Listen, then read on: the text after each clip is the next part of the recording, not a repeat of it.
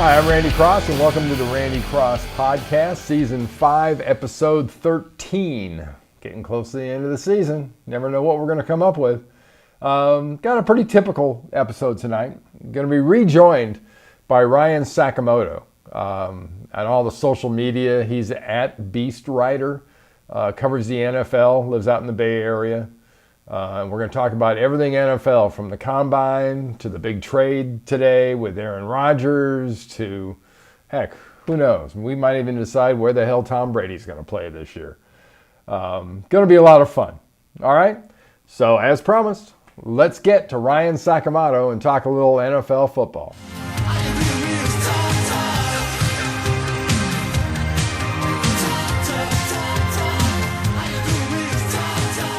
As promised, I'm joined right now by Ryan Sakamoto, the man that is Beast Rider at just about every social media platform between Twitter and Instagram. Well, he's not an old guy, so he's not on Facebook, I don't think. But all the other ones. What's going on, Ryan?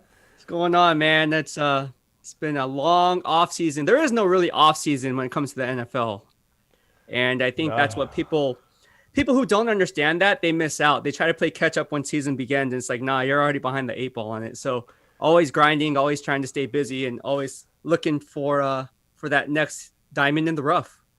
Well, I mean, they've got it now, so there's literally something every month.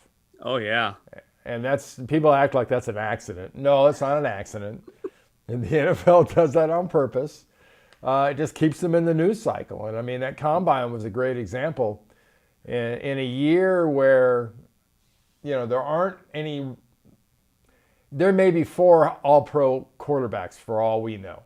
But the hype going in, they had to resort to talking about DBs and offensive linemen and defensive linemen and linebackers and wide receivers and things like that. I mean, the Combine's a great exercise, I think, for most teams. And don't you agree that, there's teams that get it and get great value out of that time in Indianapolis, and there's other teams where you look at them and you say, you could have stayed at home and watched it on TV and gotten that done. Yeah, absolutely. And I think what people don't understand is the NFL Combine is great, right? It's great for seeing what you saw in film. Like if their numbers check out in terms of the 40, the vertical, all those measurables are just a piece of the puzzle. A lot of the legwork was done starting in May. You have a list of players, you go to the national scouting, or whether it be Blesto, whatever the team may be, and you go through these scouting services. And then on top of that, you have your own scouting department and you do the legwork throughout the year. So there really is no guesswork involved ultimately when the Combine comes around, because you already have a grade on a player. It's just all a matter of checking the film and seeing what you saw in film. Like, for instance, Kyle Hamilton ran a 4.6. Well, is that what you saw in film, or is it because he was a very instinctive player on the back end that allowed him to make plays on some of these balls? So It's kind of one of those things where I think it's good. It's a good gauge to see how well a player does, because you do have to, I mean, let's face it, the NFL Combine, people are there for a reason. People watch it on TV for a reason, because it is a piece of the puzzle. But it's not as big of a piece as people make it out to be, simply because, again, at the end of the day, the film never lies. Yeah, that's the truth. And it's funny you brought up Kyle Hamilton. I was really, really interested because he was very highly touted, or has been very highly touted since the season started. Yeah. But when I saw the first one was a 4.59. And then he was 4.6, and I was like, well, that's a decent speed for a linebacker. but in the matchup league that this is, how many times are you going to put him on Deebo Samuel? That's the thing. They're not, and that's what the NFL media hype is all about. It's like, oh, this guy can line up in the slot. It's like, no, man, if you watch game film, if you watch the Toledo game, if you watch the Florida State game, these are the first 2 games of the year. I watched coaches film on it. He was beat routinely when the guy is lined up in the slot. Number 22 from Florida State beat him. The ball just wasn't thrown that way. And against Toledo, same thing happened. So it's almost like when you see these people, I'm not throwing shade at anyone, but I'm calling it how I see it. When you say a guy can do certain things and he really can't, you're giving a false narrative. And it's like, just go to the film and he runs a 4.6, like you said. So it it to me, and I already tweeted this out, I think Kyle Hamilton is a traditional box safety, like you said. I don't see him being a single high and Isaiah Simmons type of a guy we can line up all over the field and create a chess piece of a mismatch. I just don't see that. I just don't see that.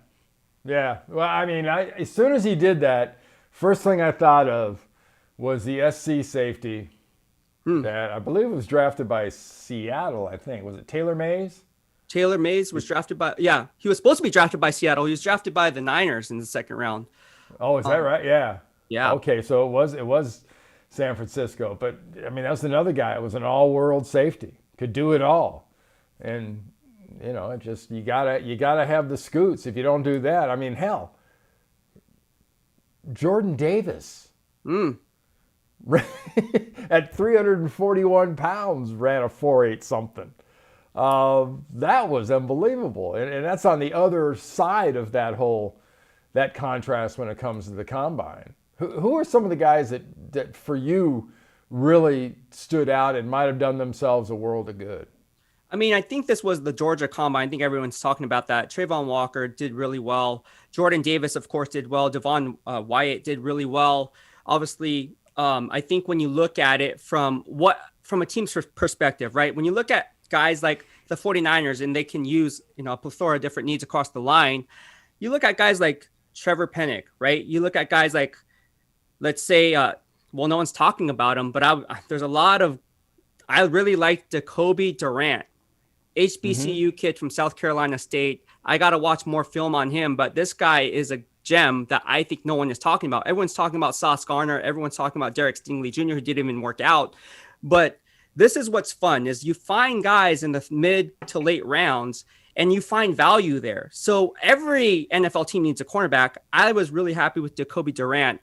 Sky Moore was another guy. There's a lot of guys in this draft that you can find wide receivers. So everyone's talking about the wide receiver position heading into free agency, like Amari Cooper, who's going to be released and he's going to be picked up by somebody. But if you're a GM and you're sitting in that 17.9 to 20 million in salary cap health, you're really not going to solidify an Amari Cooper. But what you will do is say, okay, we can't get Amari Cooper, but what can we get in the draft when our time is on the clock? And I think that's when the Moores come into play, when some of these wide receivers that it's a deep draft class come into play. Jameson Williams, no one's talking about him because of his torn ACL. But if I'm a GM and I'm sitting in that 20 to 25 range, I'm taking him because let's face it, how many times has a guy tore his ACL and ended up being a really good prospect coming back from that knee injury? Now, I will say you're kind of playing the risk-reward business, but hey, the NFL is a risk-reward business. You look at guys like Jeffrey Simmons, tore his ACL. He would have easily been a top 10 pick, but he fell to the Tennessee Titans. So Todd Gurley, another guy, right? So you see guys that can come back, and with medicine and technology and all this in between, when it comes to torn ACLs, you really can come back. In years past, it would be a career-threatening injury. Nowadays, it's more the norm than the exception. Yeah, I made the point last week that probably to me the best example that I could think of, and having a simple mind and being an offensive lineman, which is usually synonymous, I came up with Creed Humphrey. Oof. Now here's a guy that last year was I think it was at National Football or Football Focus or whatever the group was. They rate all the linemen. He's the highest graded lineman in the NFL. As a rookie center out of Oklahoma. Yep. And just kicking butt. And I just, that was my example. I told people that were asking me, I said, that's the kind of guy you want. There's guys like that at every position out there that can be that good. You just got to find them. And the thing that Bill Walsh always did really well was he identified people that did what he wanted to do well or did what he wanted to do better well, and he'd draft them and then he'd carve a position. That's what Shanahan does so well, is he gets these bodies and then he designs a position and designs plays around them. That to me, that's what the combine's for, is finding those kind of guys. The problem with that is you don't have GMs and you don't have head coaches who think like that. You have coaches who say, oh, well, he could do this really well, but then what can't he do well? And then they'll run a personnel. Let's say that they're a 4-3 base and then they switch to a 34 front. And all of a sudden, this defensive end that was really good in a 4-3 base, well, he can't play in a 2-point stance as a 3-4 outside linebacker. then what do you do with that guy? I think that's where it comes into play, where these coaches need to check their egos at the door and just do what Bill Walsh did. Amplify their strengths, focus on their strengths, not necessarily what they don't do well, and put them in the best position to make plays. And I think that's why these scouting departments, some of these scouting departments, I got to say, they're horrible. I mean, I can predict guys to be rated higher on my big board than some of these scouts. I mean, the proof is in the pudding. And so when it comes to Creed Humphrey, I graded every team that passed on Creed Humphrey. I mean, you go back on my YouTube channel, I posted up. I say, hey, Creed Humphrey was a guy that you guys are going to be missing out on, like the Raiders and like some of these other teams. And I said, you know what? Why not go after a guy like Creed Humphrey? Because in my estimation, he was a steal in the second round. I was surprised he even made it out of the first round. Yeah. Yeah. No, you're absolutely right. And it's just, it is crazy. I guess it's kind of like common sense. It's just not that common. Yeah. When you think about stuff like that. Hey, let's talk a little bit about quarterbacks. Now, I mentioned that there weren't a whole lot of quarterbacks in this draft that people were crazy about, but there are some veterans that people are crazy about, and one of them got a big deal today, Aaron Rodgers. Have they released much of the details on what that thing was? Yeah, it's a 4-year, $200 million deal. I believe $150 million in guaranteed money. So I think when it comes to the NFL, you know, you have the hard cap and you have the soft cap. You want to get that guaranteed money. It doesn't matter what that number is, as long as the guaranteed money is set in stone. And he got $150 million, highest, richest player in NFL history. So obviously Aaron Rodgers is a happy man, and he's staying in Green Bay. Yeah. Now, and Russell Wilson, the other big story today, Russell Wilson going from Seattle to Denver. Yeah. Big story. Couple players going from Denver to Seattle, draft picks and everything else that are moving. AFC West now has got Russell Wilson, Carr, Herbert, and Mahomes. Yeah. As we speak, the NFC West has Trey Lance, Matt Stafford, Murray, and either Geno Smith or Jacob Eason. Or Drew Lock. Or Drew Lock. Yeah, but I would call that a coin flip with Geno Smith and Jacob Eason and Drew Lock. Yeah, agreed. Look, the NFC, this is a quarterback-driven league. And I think what the Denver Broncos did was they wanted to leverage getting a guy like Russell Wilson under George Payton so they have something to work with. They've been looking for a quarterback for ever since he stepped foot in the office and going back to the Elway days when Peyton Manning retired. So you've been playing a game of musical chairs there. They thought Drew Lock was going to be the guy. He wasn't. And I think that's a good sign of a good team that has good management skills that says, hey, look, let's just cut our losses and go after the guy that we know can play. Because there's no sure things in the draft. Even if you go after a guy in the draft this year, there's no sure thing that a Malik Willis is going to pan out. There's no sure thing that Kenny Pickett's going to pan out. And there's no sure thing that any of these quarterbacks are going to pan out. That's what makes the draft so interesting and so entertaining, is because in hindsight, we can all, they should have done this. But in real time, really nobody knows. And I think that's what the Denver Broncos went in and said, you know what? We're looking at this draft. There's no one worth investing a first-round draft pick in this draft class. Let's just go after a guy like Russell Wilson, and we'll trade assets like Noah Fant, Shelby Harris, and a couple first-round picks, because at least we know what we're getting in return. Yeah. Well, that kind of leads me into another quarterback-related question. What's the market right now for QBX, the guy also known as Jimmy G? Man, I said it once, I'll say it again. I think it's going to be a second-round pick. Now, people are talking about first-round pick because the quarterback market in this NFL draft is weak. However, with that being said, I think the leverage is the other team, the other party, because they know that Jimmy Garoppolo is damaged goods right now. He's just a sitting duck right now. So if you're an NFL GM and you're looking at it, you're taking a wait-and-see approach. But like, you know what? Yeah, John Lynch, you may want a first-round pick, but I ain't going to give you a first-round pick. You want a second-round pick, now we can talk. And that also depends where that second-round pick is. If it's at the top of the second round, you may be looking at, maybe mid to late second-round pick rather than a top pick in the second round, because as you know, Creed Humphrey, guys like Javonte Williams that we saw last year that were in that top-tier second-round pick category, that's considered first-round talent. And I think a lot of these teams at the top of the draft, they'll be drafting for need and instead of going best player available. And when you do that, a lot of these good players are going to slide. And so that's why I think when you look at guys like Jimmy Garoppolo, and if you're a team like the Pittsburgh Steelers, the Washington Commanders, or whatever the case may be, and you're looking for a quarterback, I think the second round pick in the mid to late round is a good value, and for both teams, both parties involved, whoever that is. Yeah.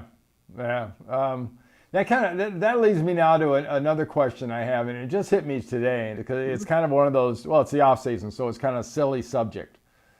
But if you gave fans of both teams involved here their pick of either player, would fans in Green Bay and San Francisco, would they go with Trey Lance or Jordan Love? Niner fans would go with Trey Lance, and I think Packers fans would also go with Trey Lance because of the added dimension he brings and the high ceiling. A lot of fans, no matter what fan base you root for, whatever team you root for, there's one thing in common, and it's the ceiling. It's the potential of someone being really good. It doesn't matter what their floor is. You look at the potential, and the potential for Trey Lance is just all world, potentially all world. Yeah. Will he reach that? I don't know, but that's what the fans are gravitating toward, and that's what they're looking forward to because everyone's saying, oh, Trey Lance is the next best thing since sliced bread. Well, we're going to find out how good Trey Lance really is. But ultimately, I would take Trey Lance, and I think a lot of the fans would take Trey Lance over a guy like Jordan Love. Yeah, because that's a very tenuous deal there in Green Bay. You suddenly now signing Aaron Rodgers to that kind of a deal. What are your options? Do you sign a veteran backup right now and see if you can trade the guy that was supposedly your future? Or does he sit for another couple of years and, do what Aaron Rodgers did, and some other quarterbacks, guy like Steve Young did, and sit and watch?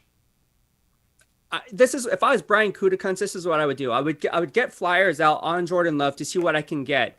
If I can get a first round or a second round pick and maybe possibly leverage those picks to kind of move up for a targeted guy that we want, that we otherwise wouldn't have at the draft position we currently have, then I think you go that route. The downside to that is you're not going to have a backup quarterback who can just step into the offense with no drop off in production in terms of knowing the offense. I mean, if you bring in a guy off the street, unless it's a Ryan Fitzpatrick or someone like that, he's going to have to learn the playbook. And it's always in year one that you're still constantly learning the playbook because he has to be ready. I always said the best position in football is the quarterback. The second best and most important position is the backup quarterback. And with the quarterback being a quarterback driven league in the NFL, that's the route that I would go. I would field offers for Jordan Love to see what I get, because at the end of the day, the Rams have the freaking policy in place and the blueprint in place. Hey, let's go all in. They're all in with Aaron Rodgers. They know they're going to franchise tag Devontae Adams.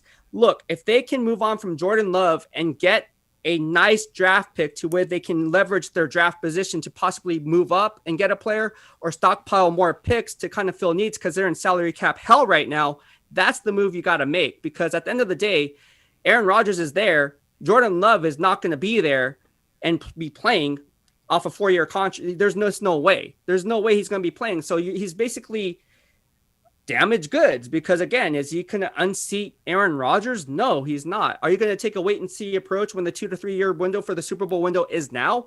No, you're not. So odds are, if Aaron Rodgers goes down, the season is lost anyways. So you might as well go all in this year and see what you can do, like the LA Rams did, getting Odell Beckham Jr., getting Von Miller and guys like that. Well, speaking of all in, yeah, and all in this case involves also investing money in some offensive linemen. But is my old team, San Francisco, do they actually have a shot of getting Tom Brady? I think they do. I know it sounds crazy. I think they do. I know. Tom Brady leaves the door open because he wants that door open. He wants that door open. And Tom Brady would love nothing more, I think, than to come back and play for the 49ers. Now, it's already been reported that a source, a good friend of Tom Brady, had said, oh, well, the Niners kind of did him dirty the first time around back in 2019, and that's why he would never play for the Niners. But hey, look, for him to leave the door open like that what other team would you rather play for? You're from the freaking Bay Area. You're from my freaking upstreet here in San Mateo, playing against my rival or high school. I mean, come on, bro. Like, there's no the stars are aligned for Tom Brady, and this is a win now opportunity for the San Francisco 49ers. If he was the quarterback of the 49ers heading into 2022, they're the Super Bowl favorites. Oh yeah.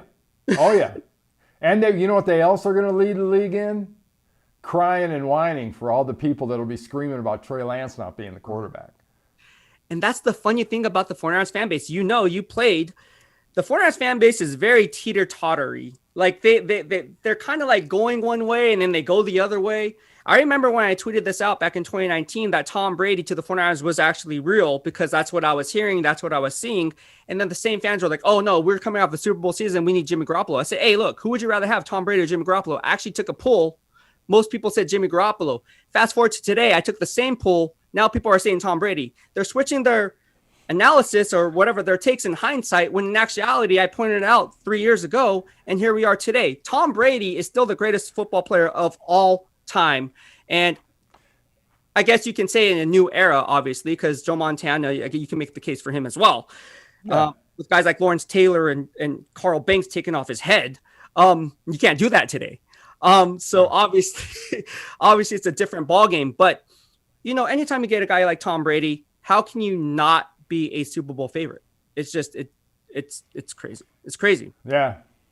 It's setting up to be such a strange dynamic that almost begs for a comparison. Like the reason I brought it up was the whole Green Bay to San Francisco.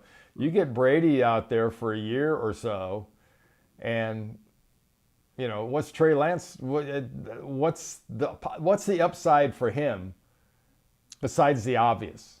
And today players don't know stink about obvious.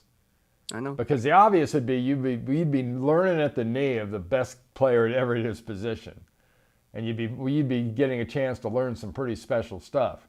Mm-hmm. Not to mention, you'd probably be able to give a few clinics yourself. But that the Niners have got so many obvious weaknesses that prevented them from winning the championship, with or without Jimmy Garoppolo, with or without Trey Lance. Mm-hmm. Man, their O-line needs some definite help, without a doubt.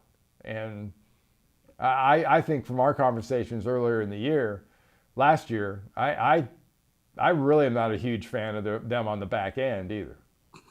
Me neither. Ambry Thomas, I don't think is as good as advertised, and people say he played better down the road. I just don't see it.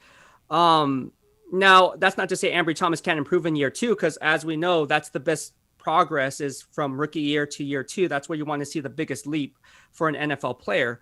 But again, you look at that back end, Jaquiski Tartt, is he going to be returning? Are you going to roll in Talanoa Hufanga then on the back end? And then you still have Jimmy Ward there, of course, but can he stay healthy for another year? And then on the boundary cornerback position, is Jason Verrett going to be the Jason Verrett? Is he going to be returning? And if he does, is he going to be playing at a high level? You still have Emmanuel Mosley there, but at the end of the day, we don't even know if K'Wan Williams is going to be, what K'Wan Williams' status is. So there's a lot of guys in that secondary that really need to step up and be consistent in terms of their play. And again, when you play a team like the LA Rams, when you have teams like the Arizona Cardinals who like to spread formation and spread them out wide and trips formation, whatever the case may be, they're going to make life miserable if you don't have good depth at the boundary cornerback position. And I think that's a problem that's going to be apparent if the Niners don't clean that up. Yeah, no, that's fantastic. Hey, if you had to pick one quarterback out of this draft, who do you think is the guy that's going to be the most impactful of this group? That's hard to say, but I would say Kenny Pickett. I would say Kenny Pickett simply because of his intangibles. I think he played at a bigger conference. I think that holds a lot of weight. Come on, dude, don't you know he has little hands? Yeah, so do I. Yeah, I see, that's the thing with the NFL Combine. It's like, okay, well, he may have small hands, but I mean, who cares? I mean, can the guy whip it? Yeah. I mean, go back to the game film, man. And that kid can ball. I sat in Bank America Stadium up in Charlotte for the ACC championship, watching him just spinning that thing. Yeah. Against Wake. He made them look silly. I mean, he had some really good receivers. Yeah. But wherever he gets drafted, he's guaranteed in the NFL to have some really good receivers. Oh, yeah, for sure. Definitely. Yeah, so that's why I like Kenny Pickett, man. Kenny Pickett's the guy. I know a lot of people are high on Malik Willis, but Yeah. I think Kenny Pickett's. I think he's going to come out of this draft looking the part. Yeah. Yeah. I might be in the other group you were just talking about. I've watched a lot of Malik Willis over those last couple of years. He's not a huge dude, but I think at least the first couple of years when he's still being active, he could give them nightmares. Oh yeah. With the stuff he can do with his feet, because he knows how to run to pass really, really well. He kind of reminds me of like Aaron Banks in his first years with the New Orleans Saints, how he just kind of gave the Niners and the Falcons a lot of problems when he would kind of just run around. It's kind of like playground football, but it worked with Aaron Banks. So I see that type of a skill set when it comes to Malik Willis, at least initially in his first few years in the league. All right. Hey, Ryan, thanks a lot for joining me. Really appreciate it very much. Hope those shoulders and that back feel better. I know as much as you work out, being hurt, it's got to kill you. It's funny. I walk like a grandma to my next set, and people are like, "Oh, are you okay?" I'm like, "Yeah, I'm good. I'm good." I literally, it hurts. It hurts. Yeah. You just have to figure out different positions to do the lifts. Maybe do it sideways. Maybe do it a little bit forward. Yeah. All right, man. Thanks a lot. Be well. Thank you so much, man. Take it easy. All right. Thank you.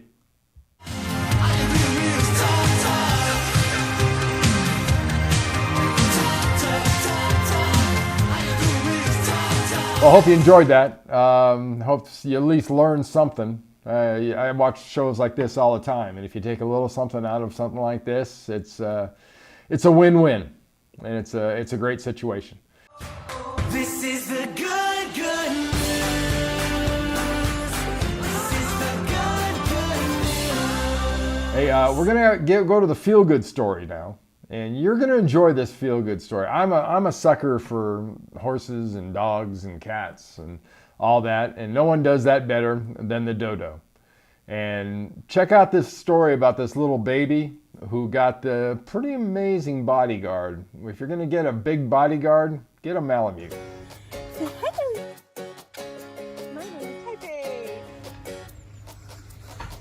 Imagine coming home to these guys. I mean, they are ruining my flower bed, particularly this one. Aren't you? Good boy. Yay, Phil. Good boy. Good boy. Good boy. Good boy. Look. Oh, it's good boy. Oh. Poor Phil. Phil. Okay, Phil. Phil, he'll be friends with you soon. You just need to get used to you. I think so. Probably way more Milo, but the puppy will seem bigger because of all its fluff. Milo. Come see. Milo.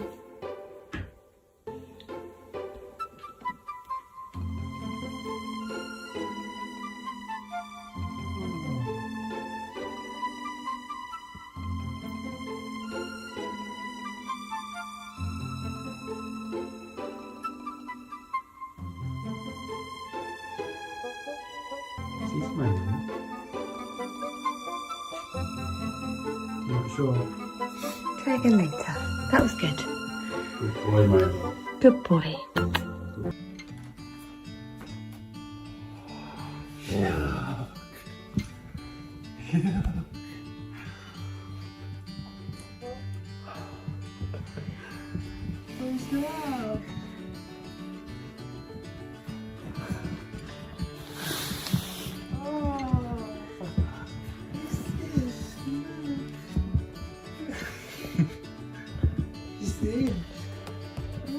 Oh, look, what's he doing?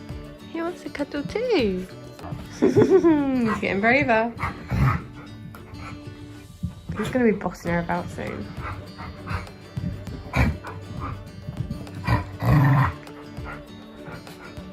Nico, you ready for me, Alpha?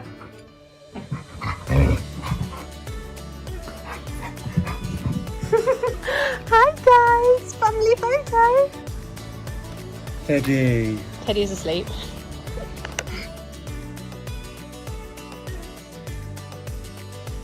What do you think? I mean, he's only going to take until 16, 17, till he's heavier than his boy. It's going to be a while. That's a big old dog. That's fun. That's fantastic. Hey, I want to tell you where you find this podcast. Pretty simple. If you go to YouTube, as always, we please ask you to like it. We'd like you to subscribe, do all that stuff. Everywhere else, like it, spread it, tell your friends. Everywhere on social media you can get it. You can get it on Telegram. You can get it on just about anywhere you've got on social media where you find this podcast. But the default place is randycross.com. Go there. That's the easiest place to get it. All right? Before we go, we got to go out the way we always do. And that's with a little happy trails.